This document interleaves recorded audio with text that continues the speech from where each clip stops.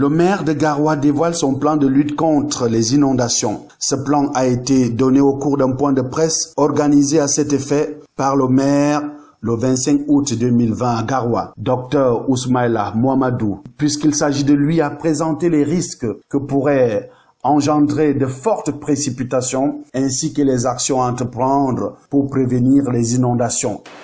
Merci de l'opportunité que vous me donnez pour présenter ce qui est fait par la communauté urbaine de Garoua dans le cadre de la lutte contre la prévention contre les inondations.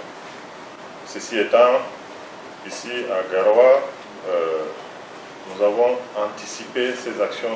C'était déjà dès le début du mois de juillet. J'ai lancé une opération appelée Garoua Ville Propre, pendant laquelle, n'est-ce pas, j'ai recruté 170 jeunes qui ont été recrutés pour nettoyer, n'est-ce pas, les caniveaux, les drains et les trains dans les grands axes, dans toute la ville de Garoua. Nous avons prévu le recrutement des écoliers et étudiants que nous allons envoyer dans les quartiers pour sensibiliser les populations. Parce qu'il faudrait que les populations aient l'habitude de jeter les ordures dans les bacs à ordures, n'est-ce pas, qui sont déposés dans ce cadre par ISACAP. Donc il est question que les jeunes sensibilisent, entrent dans les quartiers, sensibilisent les populations pour que les caniveaux et les drains ne servent pas de lieu de dépôt des déchets ménagers. La CAN Total 2022 et le CD2, capitale régionale, ont mis en chantier la ville de Garoua. Pour le maire, des dispositions ont été prises pour drainer les eaux vers le fleuve Benue. Pour les familles qui occupent les zones à risque, il est question que celles-ci déguerpissent avant qu'il ne soit tard. Des croix et la sensibilisation sont faites par les agents de la mairie. C'est une ville qui est en chantier, comme vous allez le constater.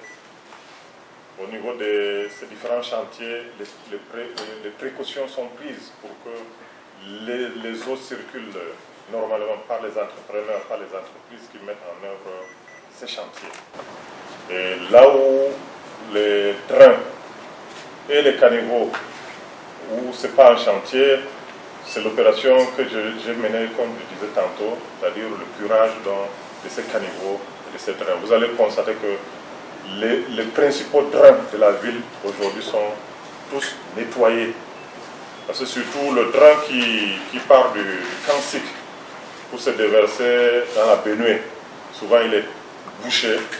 Et lorsqu'il pleut, les eaux poussent tous les déchets au niveau de la Benue, au niveau de la bouchée de la Benue. Et lorsque les eaux qui arrivent en amont de l'amont arrivent à ce niveau, sont bouchées, ces eaux reviennent dans les quartiers de l'Opéré, de l'Iré, etc. et ça crée des inondations.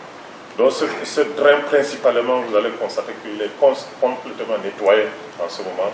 Et les bacs, nous avons demandé à ISACAM de déposer les bacs, n'est-ce pas, le long de ce canal. Et nous sensibilisons, nous continuons à sensibiliser les populations pour que les déchets ne soient pas versés dans ce canal surtout et dans tous les autres, n'est-ce pas, dans tous les autres trains. Et je profite donc de cette occasion, je crois que l'occasion qui m'est donnée permet, n'est-ce pas, une fois de plus de sensibiliser la population pour qu'elle comprenne la nécessité de ne pas jeter les ordures dans les caniveaux. Le maire a appelé l'ensemble des hommes et femmes des médias à s'impliquer dans cette campagne dont le but est de réduire les dégâts des inondations. Les quartiers Lopéré, Lidiré, Soairi, Lande, Aoussaré avaient été bien touchés lors des inondations de 2012 à Garoua, aux conséquences lourdes. Il y a quelques jours seulement, Douala, la capitale économique, était envahie par les eaux en furie qui cherchaient des voies de passage bouchées par les ordures. En appelant les hommes et femmes des médias pour présenter son plan de lutte, le maire de Garoua répond ainsi à la plus belle des manières à l'interpellation du ministre de la décentralisation, Georges Elanga Obam, qui avait appelé le 11 août dernier, dans un message fax, les maires des communes afin que celles-ci anticipent sur les mesures à prendre pour stopper des inondations et leurs conséquences dévastatrices relativement aux fortes pluies annoncées par la météo dans les tout prochains jours.